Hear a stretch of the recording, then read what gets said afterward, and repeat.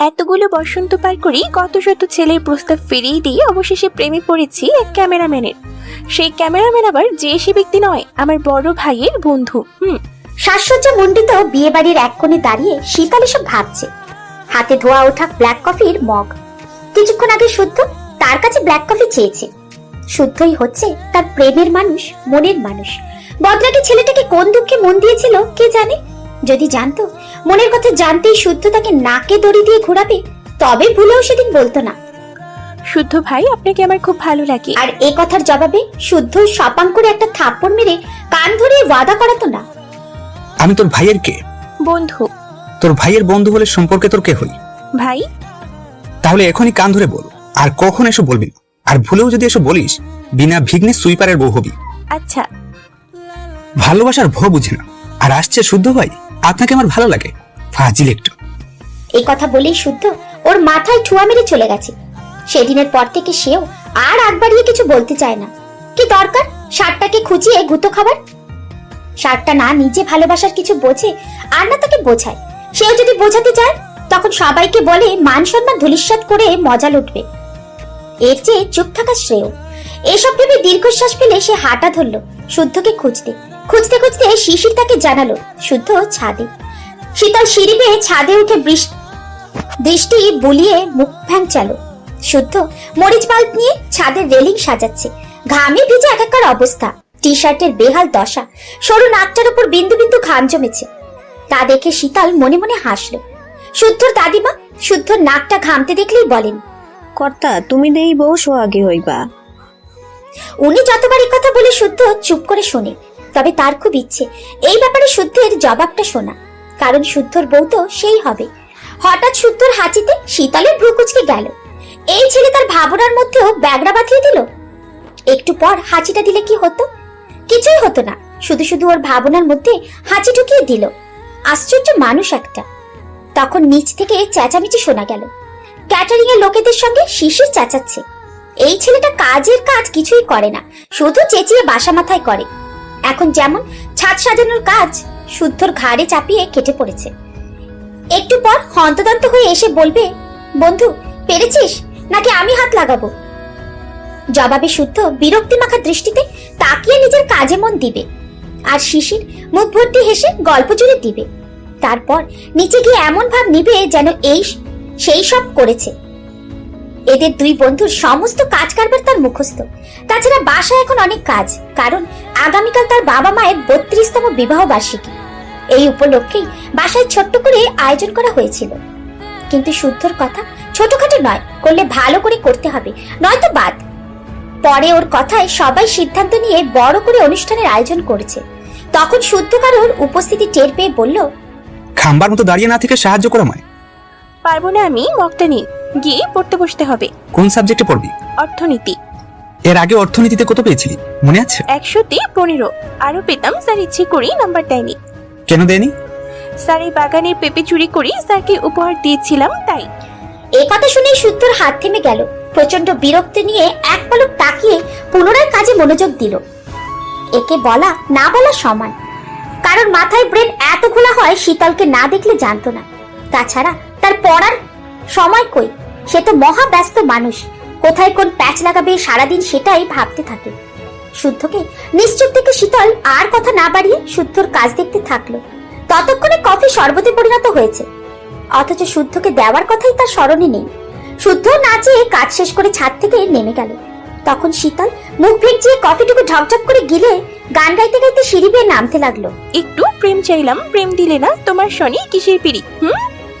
শীতল শেষ সিঁড়িটাতে নামতে গিয়ে দেখে তার বাবা দাঁড়িয়ে। এবার সে গান থামিয়ে হন্তদন্ত হয়ে ভেতরে ঢুকে গেল। কেন ভীষণ জরুরি কাজ আছে তার, এখন সেটা করতেই হবে। আসলে এমন কিছু না করলে তার বাবা সন্ধ্যায় পড়তে না বসার জন্য ভাষণ শুরু করতেন, আর বিরস কণ্ঠে বলতেন, এবারের সংগ্রাম। এই না ভাষণ ভুল হয়েছে, এটা মুজিব দাদার ভাষণ। ও, তার বাবার ভাষণ হবে।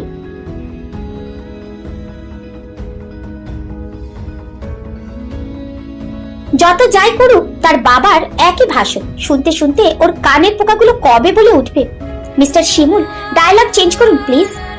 একই ডায়লগে আমরা বোরিং হচ্ছি। মনে মনে এসব আওড়ে সে ড্রয়িং রুমে চোখ বুলিয়ে নিল। আশেপাশে শুদ্ধকে না দেখে দুটো কমলা নিয়ে রুমে চলে গেল। তারপর শুদ্ধর রুম থেকে চুরি করে আনা সিগারেট বের করে দুষ্টু হাসলো। এখন সে পরীক্ষা করবে এটার মধ্যে কি এমন আছে, আর এর ধোঁয়ার টেস্ট কেমন। মেয়েরা টক পছন্দ করে, তাই তেঁতুল দেখলে হামলে পড়ে। তাহলে সিগারেটে কি আছে যে ছেলেদের এটার প্রতি এত আসক্তি? চুরি চারি চিপায় চাপায় আড়ালে সর্বসম্মুখে এটাই বা কেন খায়? এটা আজ পরীক্ষা করেই ছাড়বে। কিন্তু কথা হলো, সিগারেটটা ধরবে কিভাবে? আগে আগুন জ্বালিয়ে মুখে নেবে নাকি ঠোঁট দিয়ে ধরে আগুন জ্বালাবে? মুভির হিরোরা যেমন করে তেমন। শীতল কয়েক মিনিট সিগারেটটা উল্টে পাল্টে ঘুরিয়ে দেখলো। তখন হঠাৎ তার মাথায় একটা বুদ্ধি উদয় হলো। সে দৌড় দিয়ে তার আম্মুর ফোন এনে গুগলে সার্চ দিল সিগারেট খাওয়ার কৌশল। সঙ্গে সঙ্গে অনেকগুলো ছবি সহ ভিডিও সামনে আসলো। সে মন দিয়ে কয়েকটা ছবি দেখে সিগারেট হাতে দিতেই কেউ একজন বলে উঠলো, এই সিগারেট খুল, এদিকে। শীতল চমকে উঠে পুরো রুমে চোখ বুলিয়ে কাউকে না পেয়ে ব্যালকনিতে তাকালো। শুদ্ধ তার ব্যালকনিতে বসে তার দিকেই তাকিয়ে আছে। মেঝেতে রাখা অনেকগুলো মরিচ বাল। ও, তার মানে সে এতক্ষণ ওর ব্যালকনিতে এসব সাজাচ্ছিল। সে শুদ্ধকে দেখে চটজলদি সিগারেট লুকাতে গিয়ে সিগারেটটা মাঝখান থেকে ভেঙে দুটুকরো হয়ে গেল। তা দেখে শীতল করুণ চোখে তাকিয়ে রইল। তখন শুদ্ধ বলল, সিগারেট কোথায় পেয়েছিস? আপনার রুম থেকেই নিছি। কেন? পরীক্ষা করতে। কিসের পরীক্ষা? সিগারেটের টেস্ট কেমন জানতে।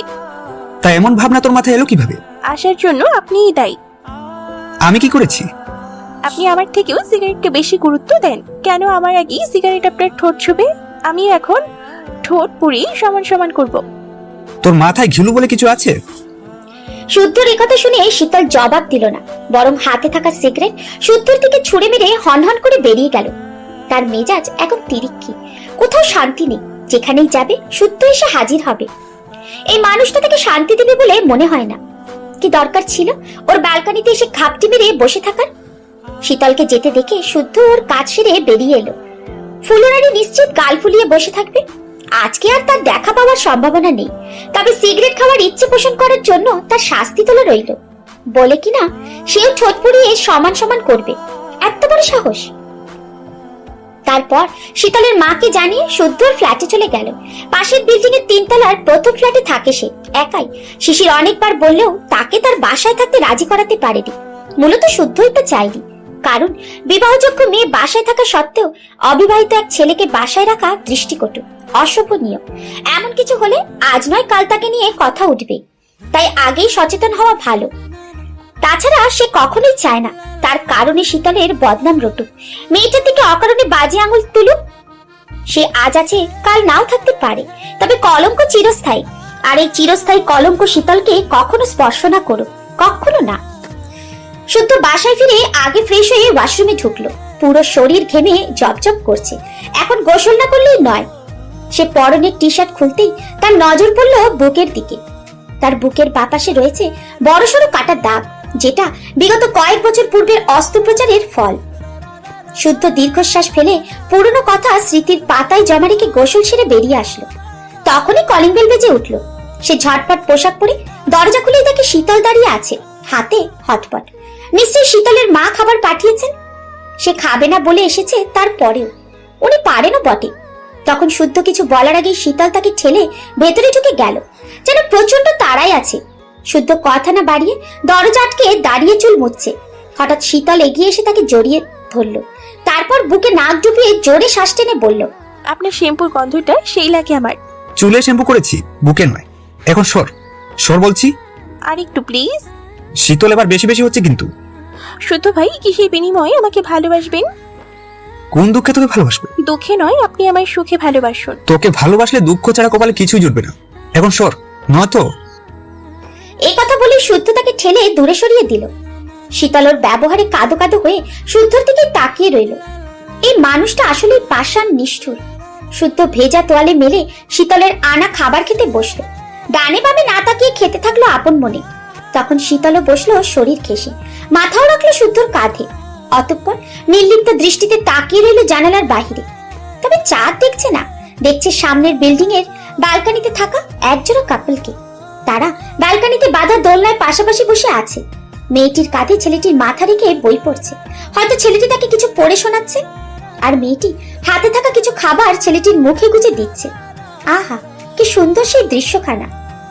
শুদ্ধ ততক্ষণে তার খাওয়া শেষ করে ফ্রিজ থেকে কেক আর মিষ্টি এনে শীতলের সামনে রাখলো। শীতল তাকিয়েও দেখলো না। অন্যদিন সময় হলে নিজেই গিয়ে ফ্রিজ ঘেটে বের করে খেয়ে ফেলতো। তারপর বায়না জুড়তো এই আনবে সেই আনবে, কিন্তু আজ কেন জানি নিশ্চুপ হয়ে আছে। বাচাল মেয়েটার এমন নীরবতা দেখে এবার শুদ্ধই মুখ খুললো। সিগারেট খেতে দেয়নি তাই মন খারাপ? না। তবে একটা কথা জিজ্ঞাসা করি, হুম। আপনারা ছেলেরা এত খারাপ কেন? তা তো জানি না। ও, এই কথা বলে বেশ খানিকক্ষণ চুপ থেকে শীতল ঝরঝর করে কেঁদে দিল। তার মুক্তোর মতো অশ্রুবিন্দু অঝরে গড়াতে লাগলো গাল বেয়ে। ওকে এভাবে কাঁদতে দেখে শুদ্ধ অবাক হয়ে জিজ্ঞাসা করলো, কি আশ্চর্য, কাঁদছিস কেন তুই? আমি আপনাকে একটা কথা বলতে চাই। ভালোবাসাবাসির কথা বললেই দেখ তোর কি করি। না, অন্য কথা, খুব পার্সোনাল, বাসায় কাউকে বলতে পারছি না। এখন আপনি আমার শেষ ভরসা। সিরিয়াস কিছু?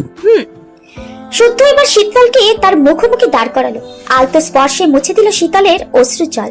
তারপর নমনীয় এক কণ্ঠে জিজ্ঞাসা করলো, কি হয়েছে? রাতে আমি যখন ঘুমাই তখন মাঝরাতেই কেউ আমার রুমে আসে। তুই বুঝলি কিভাবে? সে আমাকে গভীরভাবে স্পর্শ করে। আমি চাইলে বাধা দিতে পারি না, চোখ খুলে দেখতেও পারি না, তবে তার স্পর্শ খুব চেনা মনে হয়। তার শ্বাস প্রশ্বাস সহ শরীরের গন্ধও মনে হয় আমার খুব কাছের কারো। এই দাঁড়া, তুই আমাকে ডাউট করছিস? এই জন্যই তখন ওভাবে বুক নাক ডুবিয়ে শ্বাস নিলি? না না, আমি জানি আপনি না, তবে কে খুঁজতে হবে। শুদ্ধ সন্দেহের দৃষ্টিতে শীতলের দিকে তাকিয়ে রইল। সে সত্য নাকি মিথ্যে বলছে বোঝার চেষ্টা করছে। এই মেয়ে মারাত্মক ধুরন্ধর। এর সত্য মিথ্যা বোঝা এতটা সহজ নয়। চোখের পানি ছেড়ে সত্যকে মিথ্যা করার প্রতিভা তার জানা আছে। তাছাড়া শীতলের বলা ঘটনা ঘটার সুযোগই নেই। আর বাকি রইল নিজের কথা। ওর যাওয়ার তো প্রশ্নই আসে না। সে তো অবগত নিজের সীমাবদ্ধতা সম্পর্কে। শুদ্ধ এবার একটা সিগারেট ধরিয়ে কয়েকটা টান দিয়ে শীতলকে দিল। শীতল খাবো না বলে বেরিয়ে পড়লো। শুদ্ধ দরজা আটকে শুয়ে পড়লো। ক্লান্ত শরীর এবার বিশ্রাম চাচ্ছে। আর শীতলের বলা কথাগুলো ভাববে কয়েকদিন পর থেকে। কারণ শীতল আজকাল উপন্যাসের বই আর মুভির প্রতি ঝুঁকেছে বেশি। হতে পারে সেসব পড়ে বা দেখে তার জন্য এই ফোন দিয়ে এটেছে, শুধুমাত্র তাকে পাওয়ার লোভে। আর মুখ্য কথা তাকে পেতেই মেয়ের দ্বারা সব করা সম্ভব, হোক সেটা ভালোর মন্দের চূড়ান্ত পর্যায়ে। তাছাড়া একে বোকা ভাবা আর নিজের পায়ে নিজেই কুড়ুল মারা সমান। তার বোকা বোকা চেহারা আর কর্মকাণ্ড থেকে বোঝার উপায় সে সিভিল গোয়েন্দার এক জুনিয়র সদস্য, যার সাহসিকতা দেখে উচ্চপদস্থ অফিসার তাকে এই কাজে নিয়োজিত করেছে। অনার্স পড়ুয়া মেয়েটি আড়ালে আবডালে খুঁজে বেড়াচ্ছে রহস্যের এক গণ্ডি, যেটা সমাধা করতে পারলে তাকে দেওয়া হবে চমৎকার এক পদ। তবে তার শর্ত অনুযায়ী তাকে কখনো জনসম্মুখে আনা হবে না। কেন? কোনো পরিস্থিতিতেই না। সে আম জনতার কাছে সর্বদাই পরিচিত পাবে আড়াল নামে। আর আড়ালকে ঘিরে থাকবে শুদ্ধ শিশির। পরদিন সকালবেলা শীতল ছাদে দাঁড়িয়ে ব্রাশ করছে। এটা তার রোজকার রুটিন। সে প্রকৃতি দেখে ব্রাশ করতে পছন্দ না করলেও আসে কিছু ঘটাতে রটাতে সঙ্গে নোট করতে। এখন যেমন ছাদের রেলিং ঘেঁষে দাঁড়িয়ে থুতু ফেলেছে, আর সেটা পড়েছে এক পথচারীর বাঁ কাঁধের ওপর। সেই পথচারী দাঁড়িয়ে গিয়ে হাত দিয়ে পরখ করে দেখে সাদা ফেনা। কিসের ফেনা জানতে নাকে শুকলেন। তারপর থুতু বুঝতে পেরে পরনের কাপড়ে হাত মুছে বিড়বিড় করে চলে গেলেন। ওনার কাণ্ড দেখে শীতল শব্দ করে হেসে উঠল। বোকা বুঝি একেই বলে, তবে তোকে বোকা ভাবাও বোকামি, কারণ সে গুপ্তচর। পথচারীর বেশে তথ্য সংগ্রহ করতে এসেছে। তখন শিশিরের ডাক শুনে দৌড়ে নিচে নামতে গেল শীতল, কিন্তু যেতে গিয়ে ওড়না আটকে গেল ক্যাকটাস গাছের কাঁটার সঙ্গে। শীতল টান খেয়ে পিছু ফিরে দেখে বেশ অভিমানী কণ্ঠে বলল, যার ওড়না ধরে টানার কথা সেই টানে না, অথচ তুই কাজ হয়েও এত রোমান্টিক আর শুদ্ধ ভাই মানুষ হয়েও এত বেরসিক। এই কথা বলেই সে কাঁটা থেকে ওড়না না সরিয়ে ঘুরতে লাগলো। বাংলা সিনেমার টোন মনে মনে বাজিয়ে নিল, লালা লা লালা। তখন ছ্যাঁচড় করে ওড়নার কিছু অংশ ছিঁড়ে কাঁটার সঙ্গে লেগে থাকলো, আর বাকিটা শীতলের হাতে। পছন্দের ওড়নার এমন বেহাল অবস্থা থেকে শীতল রেগে গিয়ে বলল, তুইও বিটকেল, শুদ্ধর মতো প্রেম বুঝিস না, রোমান্সের রকে ঘেটে ঘ বানাতে উস্তাদ তোরা। এই কথা বলেই গজগজ করে নিচে চলে নেমে এলো। তবে রুমে যাবার পথে আচমকা শিশিরের পিঠে কিল বসাতে ভুলল না, কারণ সব দোষ তার। সে ডেকেছে বলেই দৌড়ে যাচ্ছিল, আর যেতে গিয়ে ওড়না ক্যাকটাসে বেঁধেছে। ফলস্বরূপ এটা শিশিরের প্রাপ্য। বোনের আচমকা কিলে শিশির থম মেরে কিছুক্ষণ বসে তারপর গগন বিদারী কণ্ঠে বলল, ওই আম্মুর বাচ্চা শীতল, তুই ওনাকে মারলি কেন? ওই আব্বুর বাচ্চা শিশির মেরেছি, বেশ করেছি। তোর জন্য আমার ওনা ছেড়েছে, এখন আমাকে ওনা কিনে দিবি, নয়তো আব্বুকে বলে দিব তুই আর শুদ্ধ আমাকে দিয়ে কি করাস। এর জন্য স্যালারিও তো দে। এই মাসে তুই 700 টাকা আর শুদ্ধ ভাই 1100 টাকা কম দিয়েছিস। তোরা আগে টাকা শোধ করবি, তারপর কাজে রাখবি, নয়তো খবর আছে দুজনে। এভাবে কথায় কথায় দুজনে ঝগড়া লেগে গেল। তারপর তাদের আম্মুকে খুন্তি নিয়ে আসতে দেখে দুজনেই দুদিকে দৌড়। ওদের যাওয়া দেখে ওদের আম্মু কিছুক্ষণ বকাবকি করে ফিরে গেলেন রান্নাঘরে। ততক্ষণে দুজন যার যার রুমে ঢুকে দরজা আটকে দিয়েছে। শীতল দৌড়ে এসে শুয়ে পড়ে তার অগোছালো বিছানায়। তারপর ফোন হাতে নিয়ে দেখে একটা মেসেজ এসেছে, দেখা হবে বিকেল 5টায় সাতকানার মোড়ে। আজ শীতলের বাবা মায়ের বিবাহ বার্ষিকী উপলক্ষে বাসায় মেহমানদের আনাগোনা বেড়েছে। সকলেই যে যার জীবনের গালগপ্পে ব্যস্ত। শীতলের আম্মু যুক্ত হয়েছেন সেখানে, তবে উনি এখন নীরব শ্রোতার চরিত্রে আছেন, কারণ কিছু বলার নেই ওনার। আল্লাহ ওনাকে যতটুকু দিয়েছেন তা নিয়ে সুখেই আছেন, ভালো আছেন। উনি সর্বোপরি অঢেল কিছুর প্রত্যাশা করেন না, যেখানে শান্তির চেয়ে অশান্তির আনাগোনা বেশি থাকে। আর এখানে উপস্থিত অনেকেই কত শত হতাশার গল্প জুড়েছেন, যেটা ওনার অপছন্দ। তাই নিশ্চুপ থেকে সকলের গল্প শুনছেন, তবে সেসব শুনে ওনার আক্ষেপ হচ্ছে না। মন খারাপ করে আফসোসের সাগরে ডুবছেনও না, বরং অদ্ভুত এক প্রশান্তিতে মন ও প্রাণ জুড়িয়ে যাচ্ছে। এখানে উপস্থিত প্রায় মহিলাদের অভিযোগ স্বামী সন্তানকে নিয়ে, তবে এসব অভিযোগের গুণ ওনার স্বামী সন্তানের মধ্যে কোনোটাই নেই। ওনার স্বামী পরনারীতে আসক্তি নন, ওনার প্রতি বিরক্ত নন এবং অকারণে ক্যাচক্যাচও করেন না।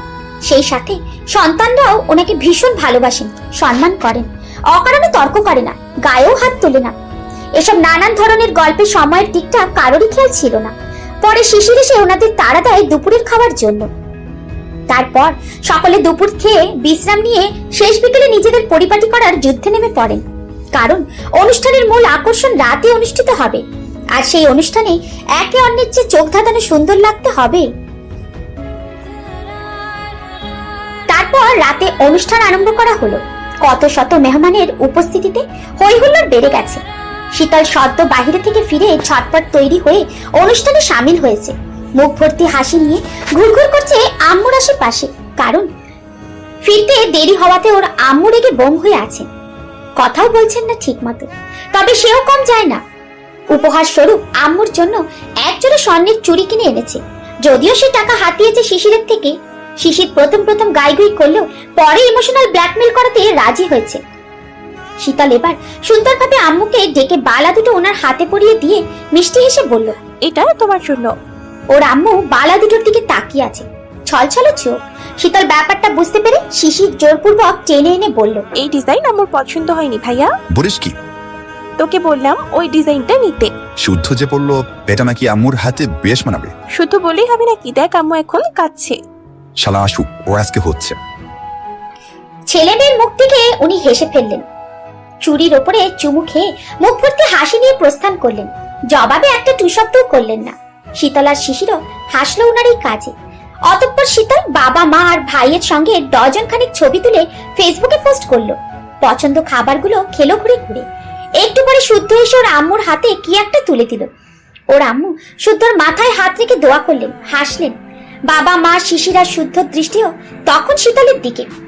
ওনাদের হঠাৎ তাকাতে দেখে শীতল বিষম খেলো। নিশ্চয়ই তাকে নিয়ে কিছু বলছেন ওনারা। শীতল পানি খেয়ে শুনতে গেল তার নামে কি বদনাম করা হচ্ছে, কিন্তু ওকে যেতে দেখে ওনারা প্রসঙ্গ বদলে অন্য কথার সুর টানলেন। শীতল খুঁজিয়েও আর সে কথা জানতে পারল না। তারপর হই হুল্লোড়ে আনন্দ মুখর এই মুহূর্তটা বেশ উপভোগ করলো তারা। পরের দিন শুদ্ধ ও শিশির 3 দিনের ট্যুরে কথা বলে বের হয়েছে। কাজে যাচ্ছে বিধায় কেউ কিছু জিজ্ঞাসা করেনি। শীতল এই ব্যাপারে কথা বাড়ায়নি, কারণ শিশিররা তাকে যতটুকু করতে বলে সে ততটুকুই করে, তাও গোপনে। এখন তারা কোথায় যাচ্ছে, কেন যাচ্ছে, কবে ফিরবে, জেরা করলে অতিরিক্ত হয়ে যাবে। দেখা যাবে তাকে আর কোনো কাজে ডাকবে না। এর চেয়ে তারা ফিরে আসুক, তখন না হয় সবটা জেনে নিবে। এসব ভেবেই সে ওর আম্মুর থেকে শুদ্ধর ফ্ল্যাটের চাবি নিয়ে সেখানে গেল। এখন সে ইচ্ছে মতো সময় কাটাবে এখানে, ছুঁয়ে দেখবে তার প্রিয় মানুষটির ব্যবহৃত প্রত্যেকটা জিনিস। শীতলকে শুদ্ধর ফ্ল্যাটে যেতে বারণ করেনি ওর মা, কারণ তিনি মেয়ের মনের কথা জানেন, বোঝেন। এমনকি শুদ্ধর সঙ্গে ওনার এই ব্যাপারে খোলাখুলি কথাও হয়েছে। সত্যি বলতে উনি শুদ্ধকে খুব ভালোবাসেন, পছন্দও করেন। শুদ্ধকে জামাতা করা ওনার আপত্তি নেই। এছাড়া আপত্তি থাকার কথাও না, কারণ উনি ছেলেটাকে ছোট থেকে চেনেন, জানেন। শিশির আর শুদ্ধর বন্ধুত্ব ছোটবেলা থেকেই। ওনারা একটা সময় মিঠাপুর নামের এক গ্রামে থাকতেন, সেখানে শুদ্ধরাও থাকতো। আর খেলার ছলে শিশির আর শুদ্ধর বন্ধুত্ব করে উঠেছিল। দিনকে দিন তাদের বন্ধুত্ব গাঢ় হয়, টান সৃষ্টি হয়। কাজে কর্মে বোঝাও যায় তারা ঠিক কতটা আপন। কিন্তু শিশিরের বাবার চাকরির সূত্রে তারা শহরে পাড়ি দিয়েছিল। তারপর ধীরে ধীরে ওরা স্থানীয় হয়ে ওঠে, আর এখানে এসে শীতলের জন্ম হয়। তাকে নিয়ে সকলে ব্যস্ত থাকলেও শিশির আর শুদ্ধর কখনো যোগাযোগ বন্ধ হয়নি। ওরা ঠিকই নিজ দায়িত্বে তাদের বন্ধুত্ব অটুট রেখেছে। দুই বন্ধু কত শত গল্পও করেছে ফোনের মাধ্যমে। পরে শুদ্ধ পড়াশোনার তাগিদে শহরে আসলেও মেসে থাকতো। বারবার বলেও তাকে বাসায় আনতে পারতো না শিশির। তারপর হঠাৎ এক বসন্ত উৎসবে শুদ্ধ তাদের বাসায় আসে। তখনই শীতলের সঙ্গে তার দেখা হয়, কথা হয়। এরপর আর আসতো না শুদ্ধ, কারণ অজানায় থেকে গেছে। তারপর পড়াশোনা শেষ করে সৌভাগ্যক্রমে দুই বন্ধু একই অফিসে জয়েন করে। তাদের চাকরিও হয় একই দিনে। এরপর শুরু হয় ব্যস্ততা আর ব্যস্ততা। এভাবেই তাদের সময় কাটছিল। কিন্তু শুদ্ধ একদিন প্রচন্ড জ্বরে জ্ঞান হারিয়ে ফেলেন। এই কথাটা এক কলিগ শিশিরকে ফোন করে জানায়। তারপরে শিশির প্রচন্ড জোরাজুরি করে তাকে ওদের সঙ্গে থাকার জন্য, কিন্তু শুদ্ধ রাজি না হওয়াতে তাকে শীতলের মা 3 তলার ফ্ল্যাট খুঁজে দেন। তারপর থেকেই শুদ্ধ একা সেখানেই থাকতো। আর শিশিররা তার সমস্ত সুবিধা অসুবিধা সম্পর্কে জেনে শুদ্ধর মাকে জানাতে পারত। শীতল সারাদিন শুদ্ধর ফ্ল্যাটে থেকে সন্ধ্যায় বাসায় ফিরল। রান্নার কাজে আম্মুকে টুকটাক সাহায্য করে শিশিরকে কল করে ঝগড়াও করলো। তারপর রাতে একসঙ্গে খেয়ে ঘুমোতে গেল। পরদিন সকালে উঠে দেখে হাতে একদমই সময় নেই। সে ঝটপট উঠে না খেয়ে ভার্সিটির উদ্দেশ্যে রওনা দিয়েছে। ভার্সিটি পৌঁছে একটা ক্লাস করতে না করতেই সে প্রচন্ড ক্ষুধা অনুভব করে। ওর বান্ধবী মল্লিকার হাত ধরে টেনে নিয়ে যায় ক্যান্টিনের দিকে। তখন শুনতে পায় কার বাসায় জানি বোম ব্লাস্ট হয়েছে। সেই মুহূর্তে বাসার ভেতরে যে বা যারা ছিলেন তাদের চিহ্ন পাওয়া যায়নি। একথা শুনে শীতল মনে মনে বলল, আল্লাহ মাফ করো, এমন বিপদ শত্রুকেও দিও না। একথা বলতে না বলতে সেখানে উপস্থিত হয় রায়হান। সে তাদের এলাকার ছেলে, বয়সে তার থেকে 3 বছরের বড়। সে দৌড়ে এসে হাঁটুতে ভর দিয়ে হাঁপাতে হাঁপাতে বলে,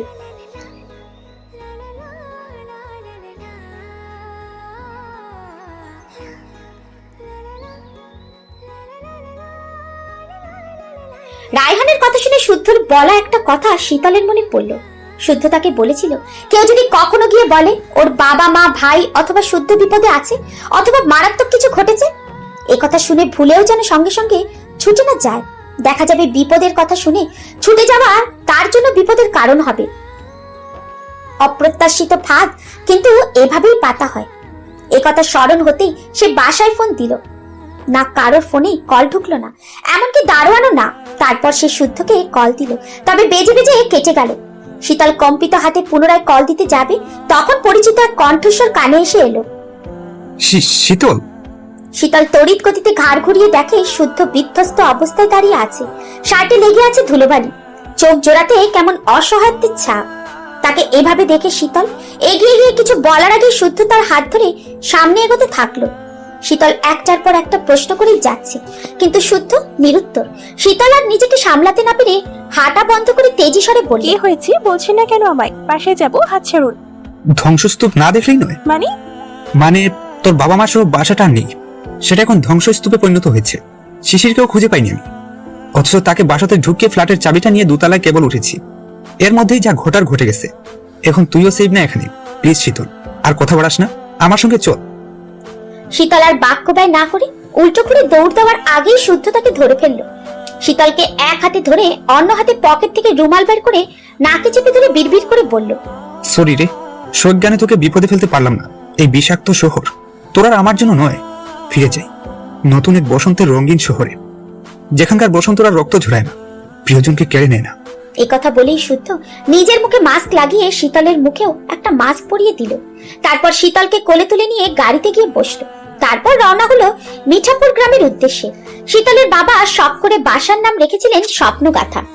অনেক কষ্টের পর স্বপ্নের বাসাটা গড়তে পেরেছিলেন, বিধায় এমন নামকরণ করেছিলেন। কিন্তু স্বপ্নগাথার এমন পরিণতি হবে ওনাদের কারোর কল্পনাতে ছিল না। কে জানতো কেউ নিষ্ঠুরভাবে ক্ষোভ মিটাবে স্বপ্নগাথার ওপর। ইস, এখন সেদিকে তাকালেই বুকটা হু হু করে ওঠে। ক্ষণিকের মধ্যে লন্ডভন্ড হয়ে গেছে ওনাদের সম্পূর্ণ বাসাটা। সেই সঙ্গে কিছু স্মৃতিকে পুড়িয়েছে নির্মম ভাবে। ফায়ার সার্ভিসের সদস্যরা এসে আগুন নেভালেও মানুষের চিহ্ন খুঁজে পায়নি। সবকিছু পুড়ে কয়লা হয়ে গেছে। বোঝার উপায়ও নেই এখানে মানুষ বসবাস করত। শীতলের মায়ের নিজে হাতে গড়া সাজানো সবকিছু কয়লাতে পরিণত হয়েছে। শখে গড়া কোনো কিছুই আর অবশিষ্ট নেই। ধারণা করা যাচ্ছে বোম বাসার ভেতরেই ছিল, আর সেটা স্বেচ্ছায় বা অনিচ্ছায় ফাটানো হয়েছে। নয়তো রিস্ক নিয়ে এসব বাসায় কে আনবে? মুখ্য কথা, কে রেখেছে? শীতল নাকি শিশির নাকি শীতলের বাবা মা? এছাড়া ওদের বাসায় আনাগোনা বেশি সেই ছেলেটার কাজও হতে পারে। মনের ক্ষোভ মেটাতে সে করতেই পারে। তাছাড়া বহুরূপী শুভাকাঙ্ক্ষীরা তো ক্ষতির কারণ হয়। হতে পারে তারাই কাজ এটা। আশেপাশে চেনা অচেনা মানুষ ভিড় জমিয়েছে পোড়া বাড়ির সামনে। দোতলা বিশিষ্ট বাসা এখন ধ্বংসস্তূপ। এখন পোড়া বাসার সামনে কেউ লাইভ করছে, কেউ বা ছবি তুলে সোশ্যাল মিডিয়া ছেড়ে মন ভরা ক্যাপশনে জুড়ে দিচ্ছে, অথবা কেউ আফসোস করছেন দাঁড়িয়ে দাঁড়িয়ে।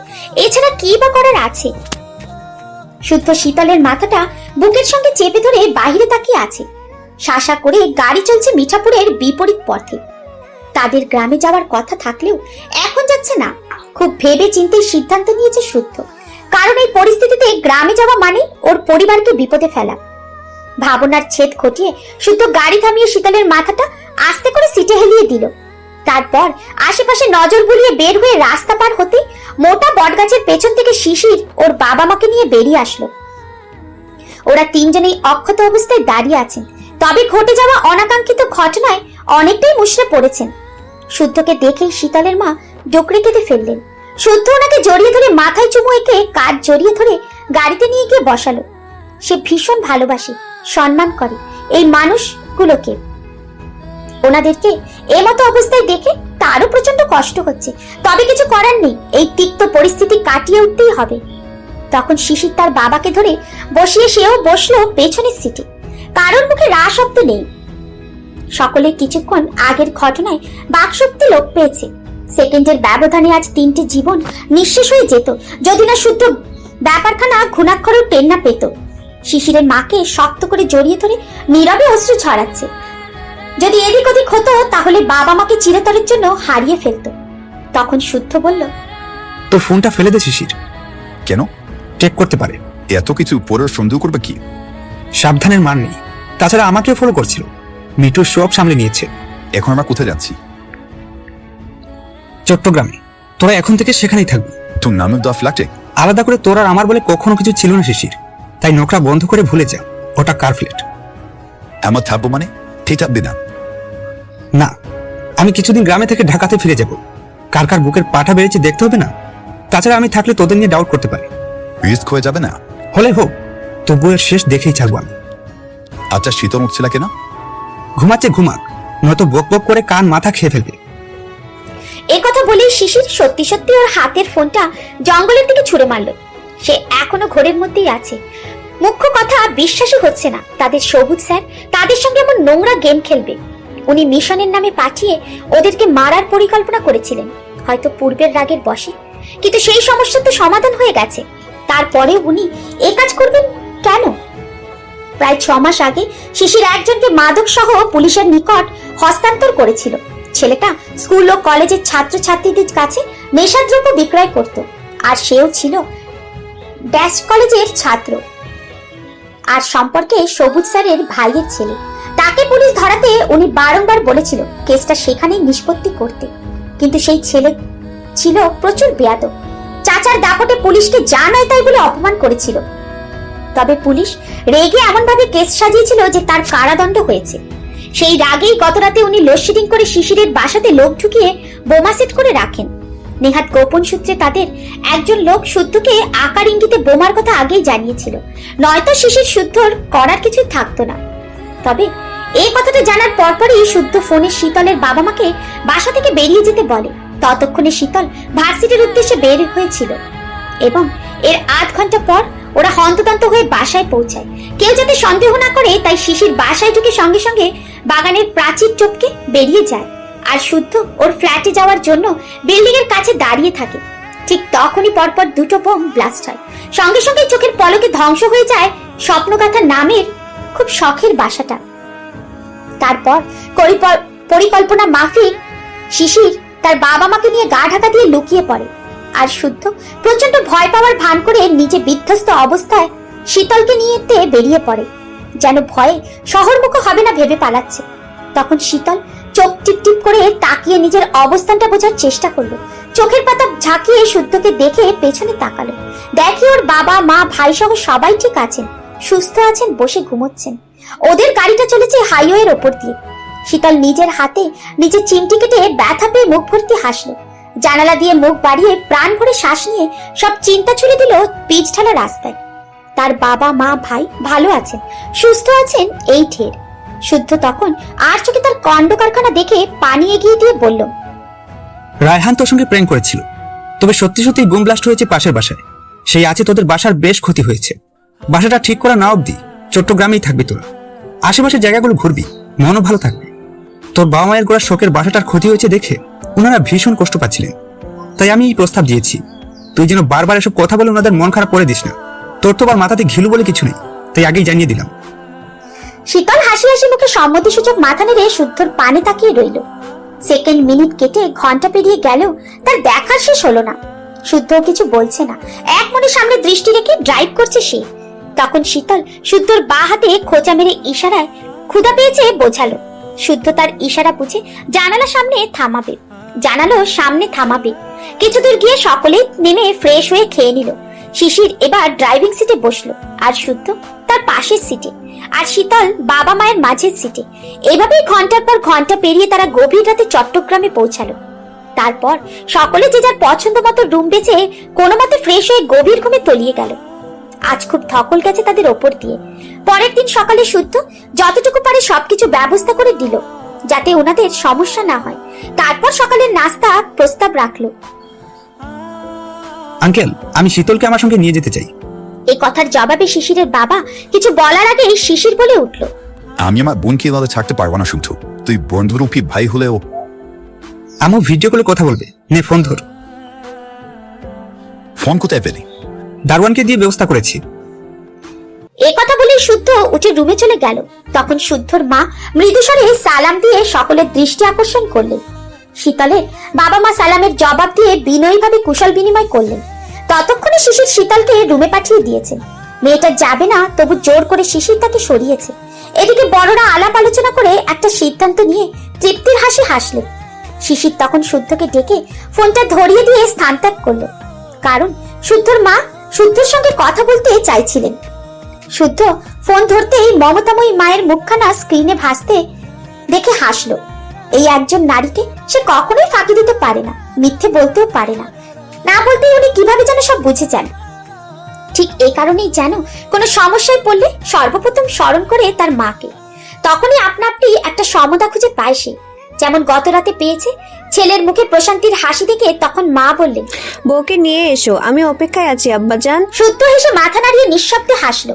তারপর বাসার সকলের খোঁজ নিয়ে ফোন রাখতেই কলারে টান পড়লো।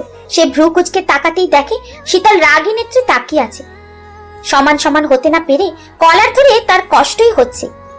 কলার থেকে শীতল হাত সরাতে গেলে শীতল বলল, আপনার মা কাকে নিয়ে যেতে বললেন? আমার বউকে। আপনি বিয়ে করতে পারেন না শুদ্ধ ভাই? কেন পারবো না? কারণ আমি আপনাকে ভালোবাসি। তো আমি কি করতে পারি? বিয়ে করলে আমাকে বিয়ে করবেন আপনি, অন্য কাউকে না। তোর মাথায় না আছে ঘিলু, আর না আছে বুদ্ধির ছিটে ফুটা। এছাড়াও আমি আমার বউকে ভীষণ ভালোবাসবো। আমি যতকাল বেঁচে থাকবো তার জন্য ভালোবাসার কমতি রাখবো না। ভালোবাসা কাকে বলে প্রতিনিয়ত প্রতিক্ষণে একটু একটু করে বুঝাবো। তুই তো সাধারণ কোথাও বুঝিস না, তাহলে বল তোকে ভালোবাসা কিভাবে বুঝাবো? বুদ্ধিও তো নেই। এখন সর, বউ খুঁজতে বের হতে হবে আমার। তা কোথায় বউ খুঁজতে যাবেন শুনি? এখানকার পথে ঘাটে চিপায় চাপাই নাকি সুন্দর সুন্দর বউ পড়ে থাকে, তাই যাই গিয়ে ডজনখানিক বউ তুলে আনি। ডজনখানি? কম হয়ে গেল নাকি? আরো আনতে বলছিস? হাজারটা কি আনুন, তবে একটা শর্তই জারি থাকবে। কি শর্ত? আমার শুদ্ধর ভাব আমি কাউকে দিব না, মানে দিব না। দিনেও নাই, রাতে কথা ভাব রাতে কথা ভাবনাতেও আনতে চাচ্ছি না। কি আশ্চর্য, তোর শুদ্ধ কবে হলাম? আপনি হননি, তবে আমি মনে মনে করে নিয়েছি। একটু তো লজ্জা কর, আমি তোর ভাইয়ের বন্ধু। সেসব হিসাব কাটাকাটি। আমি শুধু জানি আপনি আমার মনের মানুষ, প্রাণের মানুষ, যার সঙ্গে হাসতে চাই, বাঁচতে চাই, বুক ফুলিয়ে গর্ব সমেত বলতেও চাই সে আমার।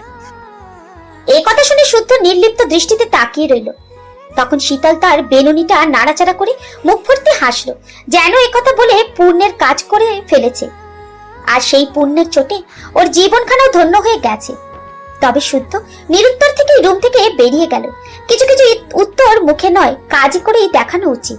মুখে তো অনেক কিছুই বলা যায়, সে না হয় কাজ করেই দেখাক।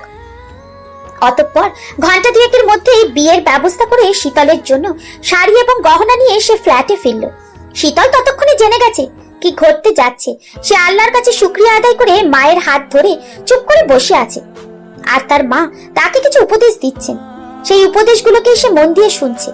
একটু পরে শিশির এসে শাড়ি গয়না দিয়ে তৈরি হয়ে ড্রয়িং রুমে আসতে বলল। তারপর দ্রুত পায়ে প্রস্থান করলো সে।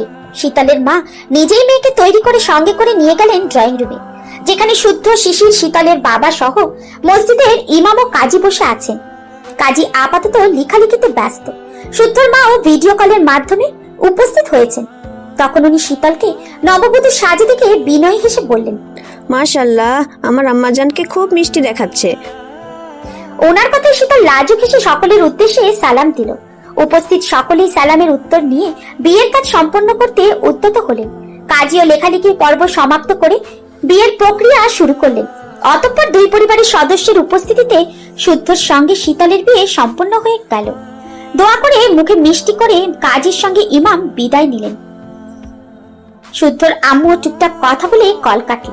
হঠাৎ শুদ্ধর সঙ্গে শিশিরের চোখাচোখি হয়ে গেল। শিশিরের চোখে পানি দেখে শুদ্ধ ভ্রু কুঁচকে বলল, শীতল এখানেই থাক, তবু কাঁদিস না।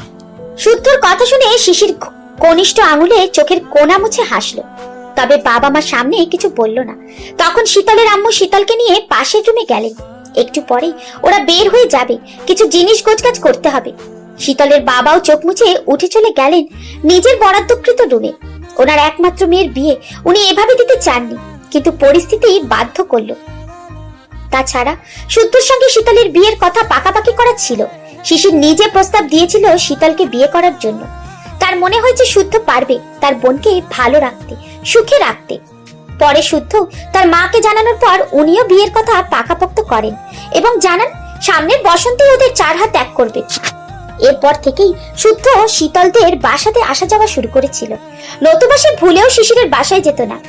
এর কারণ তাদের এক বন্ধু অন্য এক বন্ধুর বোনকে নিয়ে পালিয়ে বিয়ে করেছিল। এতে ওদের বন্ধুত্বে ফাটল ধরেছিল। এখন তারা একে অপরের চোখে বিষ। তাদের মাঝে সম্পর্ক ছিল, এটাও তারা মানতে নারাজ। কারোর সঙ্গে কারোর দেখা হলে কথা তো দূরে, দৃষ্টি মেলে তাকায় না।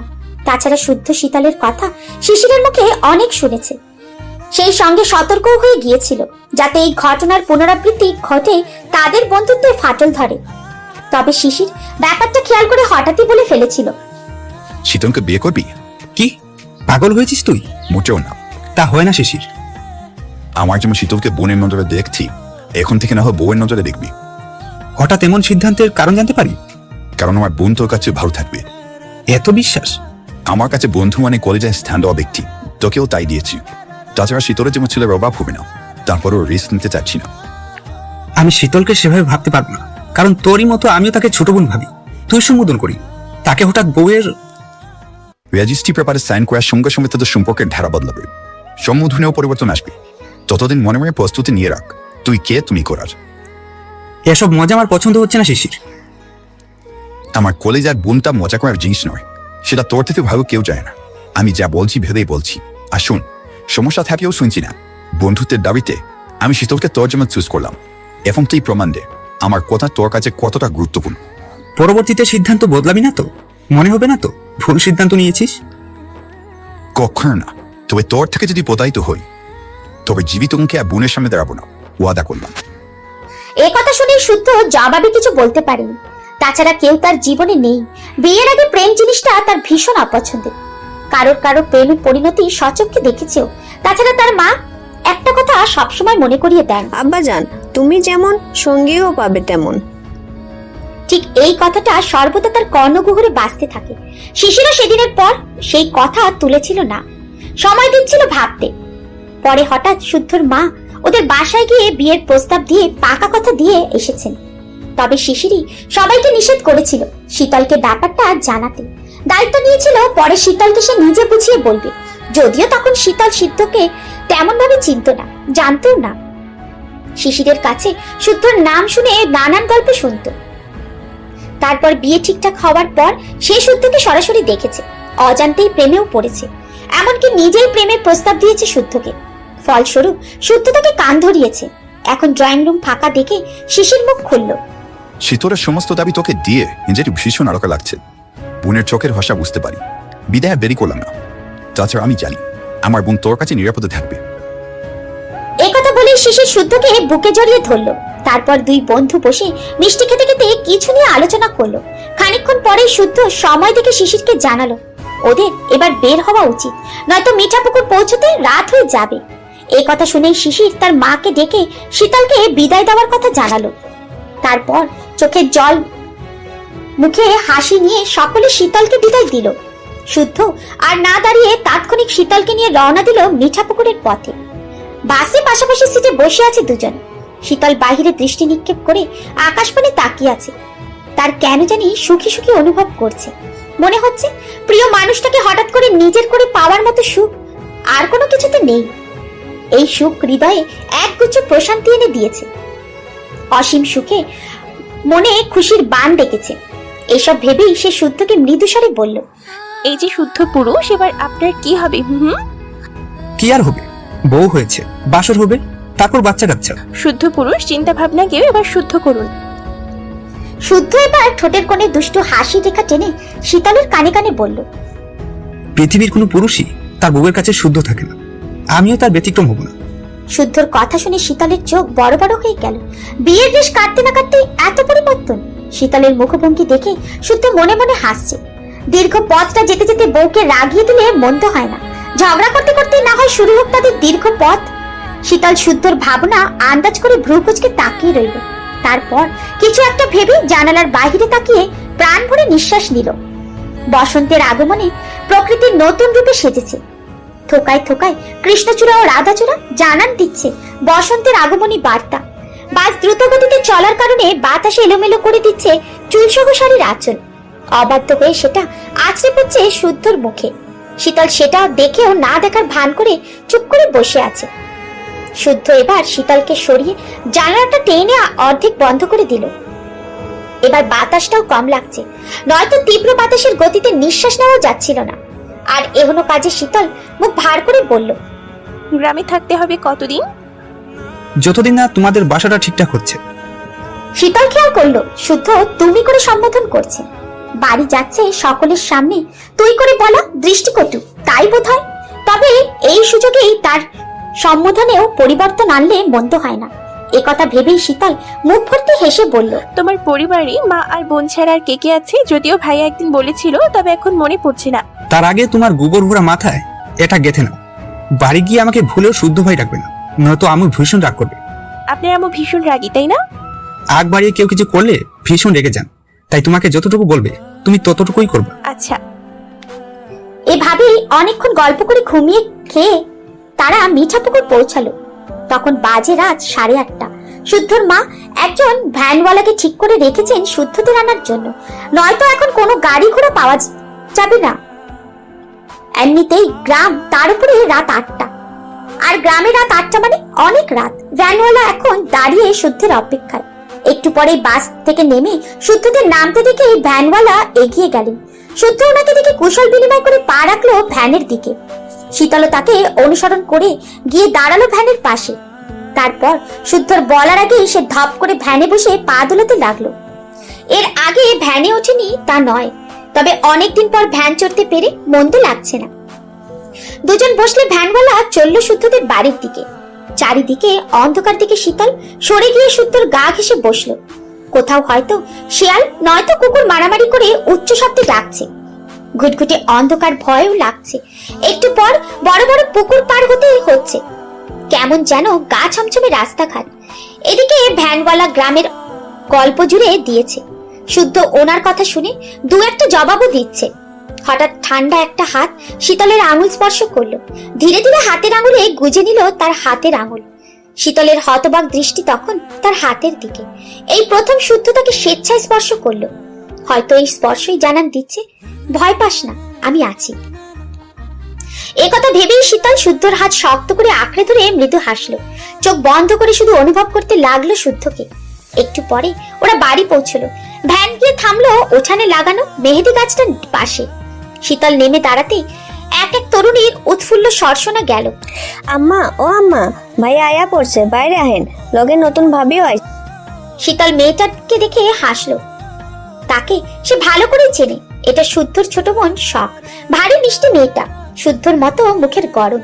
শখ ততক্ষণে দৌড়ে এসে শীতলকে জাপটে ধরে গদগদ হয়ে বলছে, কতদিন পর তোমারে দেখলাম, তা কেমন আছো বলো দেখি। আমি ভালো আছি, তুমি? মুই সবসময় ভালো থাকি, চলো চলো ঘরে চলো। অতঃপর শখ শীতলকে টেনে ভেতরে নিয়ে গেল। ততক্ষণে শুদ্ধ ভাড়া মিটিয়ে ব্যাগ হাতে নিয়ে হাঁটা দিয়েছে। হঠাৎ কিছু একটা ভেবে সে দাঁড়িয়ে গেল। পকেট থেকে ফোন বের করে শিশিরের থেকে জেনে নিল ওখানকার খবরটা, সবটা ঠিকঠাক মতো হয়েছে কিনা। শিশির সবুজ স্যারের গোপন ভিডিও সোশ্যাল মিডিয়ায় ছেড়ে জানালো এখন অব্দি সব ঠিকঠাক। এবার সবুজও বুঝবে হিটলারি বুদ্ধি কাকে বলে। শিশিরের কথা শুনে শুদ্ধর ঠোঁটের কোণে হাসি ফুটল। যদিও এই পরিকল্পনার মাস্টার মাইন্ড সে, শুদ্ধ এটাও জানে তার পেছনে লোক লাগানো হয়েছে, নয়তো হবে। তাই তাকেও খুব সতর্ক থাকতে হবে, নয়তো সকলেই বিপদে পড়বে। একথা ভেবেই সে বলল, ডকুমেন্ট 2-3টে কপি করে রাখিস। এই কথা বলেই শুদ্ধ কল কেটে ভেতরে প্রবেশ করলো। শীতলকে নিয়ে বাকিরা গল্পে মজে আছে, তাই কথা না বাড়িয়ে ফ্রেশ হতে চলে গেল। শিশির বর্তমানে ঢাকায় শুদ্ধ ফ্ল্যাটে। সেখানে বসে সে সবুজের বিরুদ্ধে একটা ভিডিও তৈরি করেছে। আর মুহূর্তে ভিডিও ভাইরাল হওয়াতে সকলের চক্ষুচরক কাজ। যেখানে সবুজের গুরু দায়িত্ব ছিল গোপনীয়তা বজায় রেখে অর্থনৈতিক কাজ বন্ধ করার, সেখানে উনি টাকার বিনিময়ে অপরাধীদের সাহায্য করছে, এমনকি নিজে হাতে ওনার স্ত্রীকে খুন করেছে। এর কারণ অবশ্য এখনো জানা যায়নি, খুব তাড়াতাড়ি জেনে যাবে। শিশির হাতের কাজটা সেরে জানালা দিয়ে ওর বাসার দিকে তাকালো। পোড়া বাড়ি দেখে ওর বুকটা হুহু করে উঠল। খুব শীঘ্রই ওদের বাসা মেরামতের কাজ শুরু করবে সে। ওর বাবার মুখের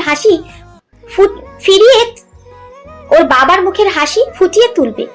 পূর্বের মতো গুছিয়ে দেবে তার মায়ের ভরা সংসার। আবার আগের মতো স্বপ্নগাথাকে সাজাবে স্বপ্ন দিয়ে। এসব ভেবেই সে ফ্রেশ হওয়ার জন্য শুদ্ধ ড্রেস নিতে ওয়ার্ড্রপ খুলতেই একটা ফটো ফ্রেম পেল। ফ্রেমে শীতলের ছবি বন্দি করে নিচে ছোট্ট ছোট্ট অক্ষরে লেখা শ্রেয়সী। শিশির এবার শব্দ করে হেসে উঠল, কারণ এটা দেখে সে শুদ্ধকে শীতলের বিয়ের প্রস্তাব দিয়েছিল। ঠান্ডা মাথায় সে টোপ ফেলেছিল, ভেবেছিল শুদ্ধ সহজে টোপ গিলবে, কিন্তু না, শুদ্ধ তা করেনি, বরং চতুরতার সাথে ফিরিয়ে দিয়েছে বারবার। মুখ্য কথা, শুদ্ধ প্রত্যেকবার শীতলের ছবি দেখে মন হারিয়েছিল। প্রথমবার শীতলের ছবি দেখে মন হারিয়েছিল। এই তো সেদিনের কথা। শিশির একটা কাজে ব্যস্ত থাকায় শুদ্ধকে পাঠিয়েছিল শীতলের ফর্ম ফিল আপে টাকা জমা দিতে। শুদ্ধ সেটা করে ফিরতে না ফিরতেই শিশির পুনরায় ওকে পাঠায় পিকনিকে তোলা শীতলের ছবি বড় করে বাধাই করে আনতে। শীতল নাকি আবদার করেছে, না করলে সে প্রচুর প্যারা দিবে। একথা শুনেই শুদ্ধ সরল মনে কাজটা করতে যায়। তাছাড়া শখের বসে কেনা ওর ক্যামেরাটাও সে ফেরত নিবে, নয়তো শিশির ওটার দশা বেহাল করে ছাড়বে। কিছুদিন আগেই শিশির ক্যামেরাটা নিয়ে গিয়েছিল জরুরি কাজের কথা বলে। আজ সেটা ফিরিয়ে দিয়ে একটা ছবি দেখিয়ে দেয়, যেটা বাধাই করতে হবে। শুদ্ধ বিরক্তির নজরে দেখতে গিয়ে তার নজর আটকে যায় একটা লাল ড্রেস পরা পরীর দিকে। সে আনমনে দেখতে থাকে একটার পর একটা ছবি। ধীরে ধীরে তার বিরক্তির নজর সরে ভর করে মুগ্ধতা। সেদিন একটা ছবি রেখে দেয় নিজের কাছে। অনেকদিন পর শিশির ফাইল খুঁজতে গিয়ে দেখে ফেলে ছবিটা। সেদিন কিছু না বললেও পরে ধীরে ধীরে বুঝতে পারে বন্ধুর মনের কথা। তারপর এমন ভাবে থাকতে যেন কিছুই জানে না। দিন যায়, মাস যায়, শুদ্ধর অনুভূতিও গাঢ় হয়। এরপর হঠাৎ সে শীতলের বিয়ের প্রস্তাব রাখে শুদ্ধর কাছে। চতুর শুদ্ধ বেশ হেয়ালি করে পরে ওর মাকে জানিয়ে বিয়ে পাকাপোক্ত করে রাখে, আর বোঝায় বন্ধু কথা রাখতে সেই বিয়েতে রাজি।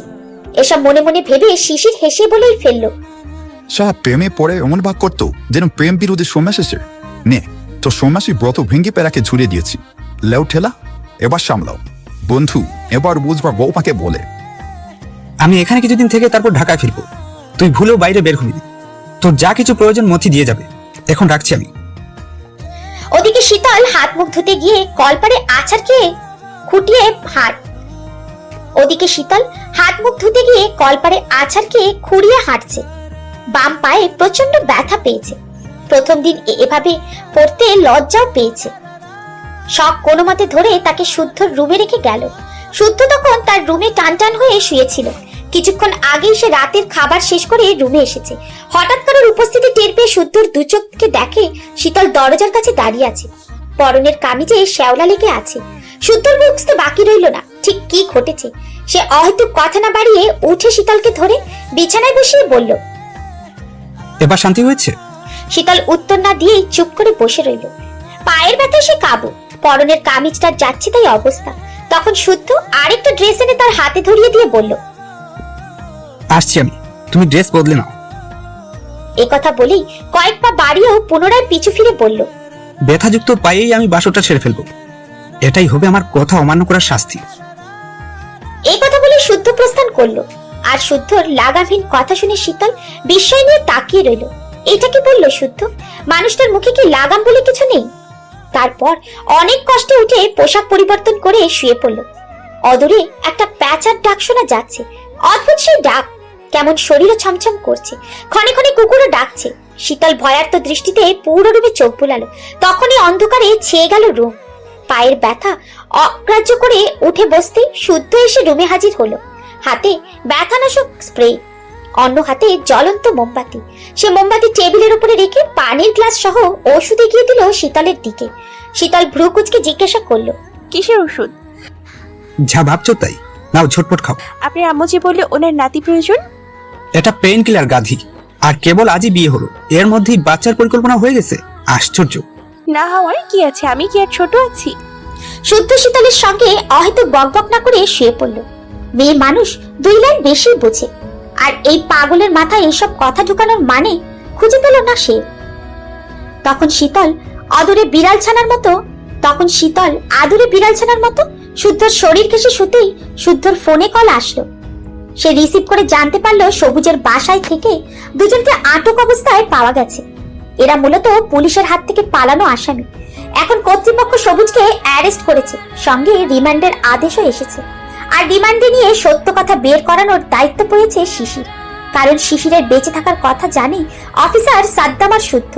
তারাই ইচ্ছাকৃতভাবে দায়িত্বটা শিশিরকে দিয়েছে, যাতে শিশির মনের রাগ তুলতে পারে আর সবুজও ঠিকঠাক শাস্তি ভোগ করে। এসব শুনেই শুদ্ধ নিঃশব্দে হাসলো। তারপর কল কেটে শীতলকে শক্ত করে জড়িয়ে ধরে বলল, ভাবতেও পারিনি এই কেসের সমাধান এত জলদি হবে।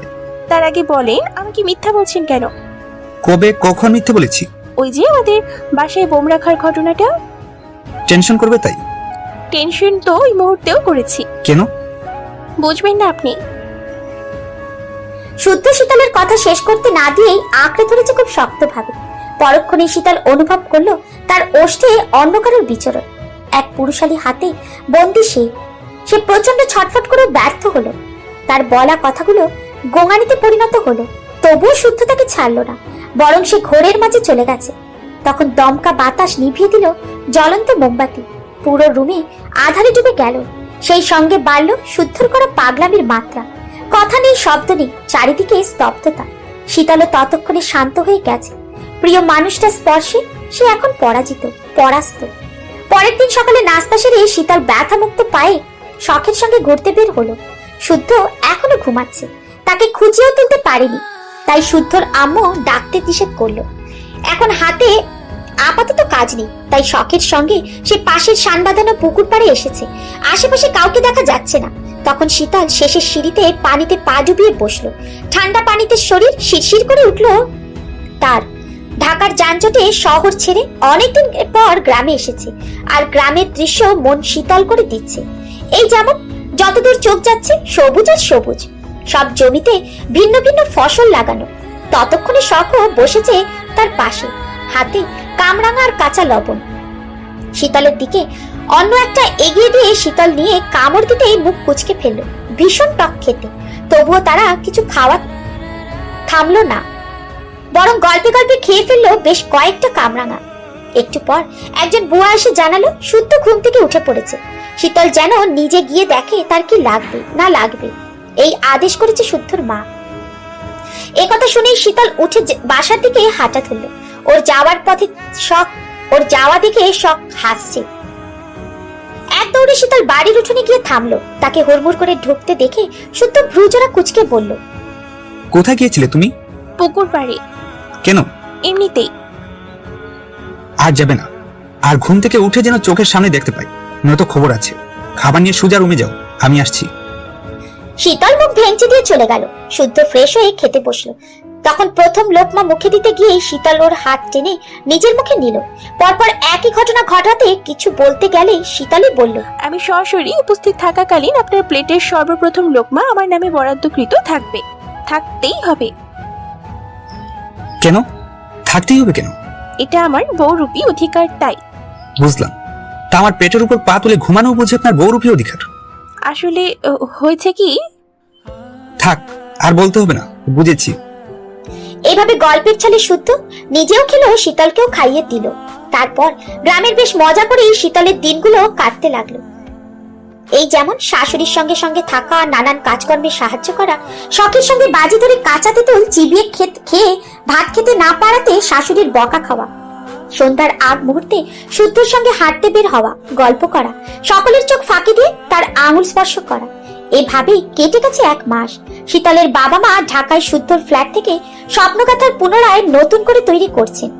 পুনরায় সেখানে পূর্বের মতোই মাথা উঁচু করে দাঁড়িয়েছে স্বপ্নগাথা নামক সুখপূর্ণ বাড়িটি। 2-1 মধ্যেই ওনারা সেখানে চলে যাবেন। আবারও গড়ে উঠবে শীতলের মায়ের সোনার সংসার। ওদিকে শিশির সবুজকে রিমান্ডে নিয়েছিল মন মতো করে। সবুজের যাবজ্জীবন কারাদণ্ড হয়েছে। সেই সঙ্গে উন্মোচন হয়েছে সবুজ নেশাগ্রস্ত অবস্থায় তার স্ত্রীকে মেরেছে, কারণ তার স্ত্রী তাকে পাপ কাজ করতে বিরত থাকতে বলতো। বারবার ঘ্যান ঘ্যান করতো নামাজ আদায়ের জন্য। হ্যান্ডসাম লুক ছেড়ে বলতো গাইয়াদের মতো দাড়ি রাখতে, মার্জিত হতে। আসলে কি এসব হাই সোসাইটির সঙ্গে যায়? মোটেও না। ওনার স্ত্রী ছিলেন পরহেজগার মানুষ। স্বামীর পাপ উনি মানতে পারতেন না। এত মার খেয়ে উনি হার মানতেন না, বরং হাদিস শোনাতে যেতেন। ভালো ও মন্দের পার্থক্য বোঝাতে গালাগালি শুনতেন। এছাড়াও প্রতিদিন স্বামীর আনা ঘুষের টাকা দেখে ঝরঝর করে কেঁদে ফেলতেন। মনোজাতে বসে কান্নাকাটি করতেন, মৃত্যুকে স্মরণ করার কথাও বলতেন। কিন্তু সবুজ এসবে বিরক্ত হতেন, ভীষণ বিরক্ত। অবশেষে নেশা করে মেরেই ফেললেন ওনার স্ত্রীকে। হয়তো একদিন বুঝবেন উনি ভুলকে ফুল ভেবে কত বড় ক্ষতি করেছেন। দেখতে দেখতে দিন গেল, মাস গেল।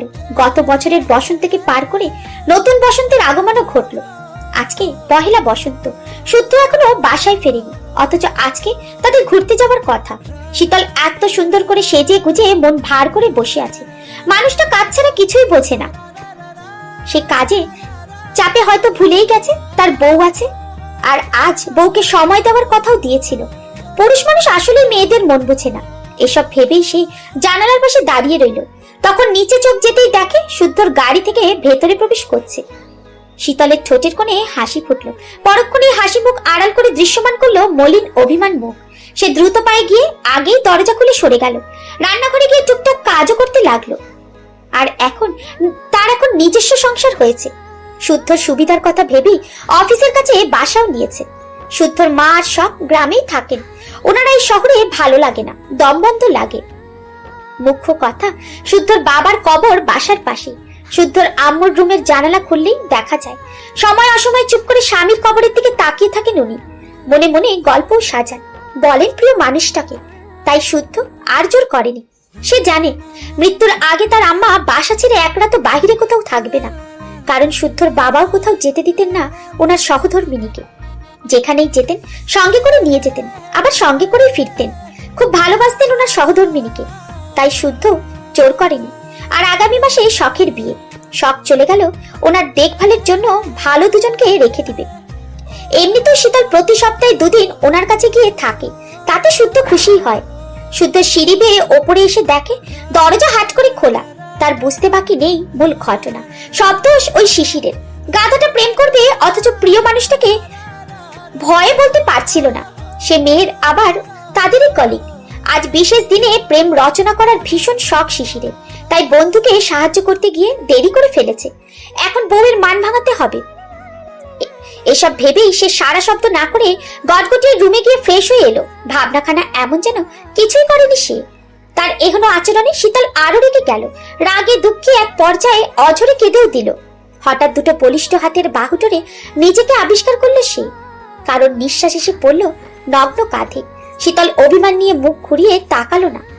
তখন এক মোহনীয় কণ্ঠস্বর তার হৃদয়টা এফর ওফর করে দিতে বলতে লাগলো, আরো একটি বসন্ত চাই, যে বসন্তে এসেছিলে তুমি আমার জীবনে, হৃদয়খানাকে হরণ করে লিখেছিলে তোমার নাম।